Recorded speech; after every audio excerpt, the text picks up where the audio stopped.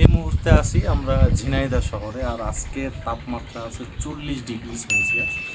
এই তাপমাত্রায় যে কতটা উত্তপ্ত এটাই দেখাবো, যে একটা ডিম পর্যন্ত ভাজা যাবে সেটার প্রসেস হচ্ছে আর কি। আমরা আজকে এই গরমের ভিতরে 40 ডিগ্রি তাপমাত্রার মধ্যে একটা ডিম আমলেট করব।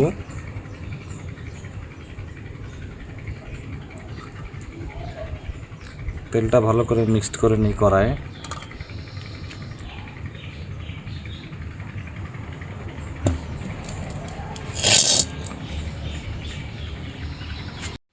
আমরা তেল দিয়েছি, 20 মিনিট অপেক্ষা করছি যে কড়াইটা হিট হওয়ার জন্য। এখন ডিম গুলানো আছে, ট্রাই করে দেখবো ডিমটা আসলে ভাজা যায় কিনা। যে রোদ, ও ইয়েস, হ্যাঁ দেখতে পাচ্ছেন আপনারা, দেখেন ডিমে যে কি সুন্দর হচ্ছে, ডিম হালকা হালকা হচ্ছে। আরও রাখলে আরও হিট হতো। ডিম ভাজা যাচ্ছে, আল্লাহ কি রোদ,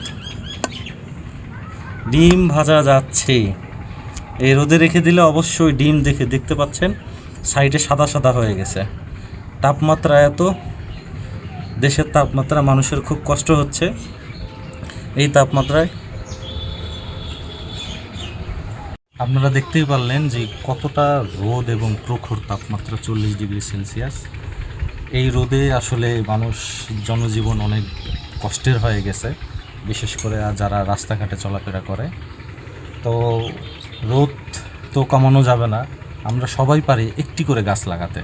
বাংলাদেশে 16 কোটি মানুষ, যদি আমরা একটি করে গাছ লাগাই 16 কোটি গাছ হবে।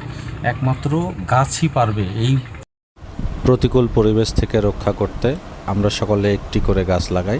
ভালো থাকবেন, আল্লাহ হাফেজ।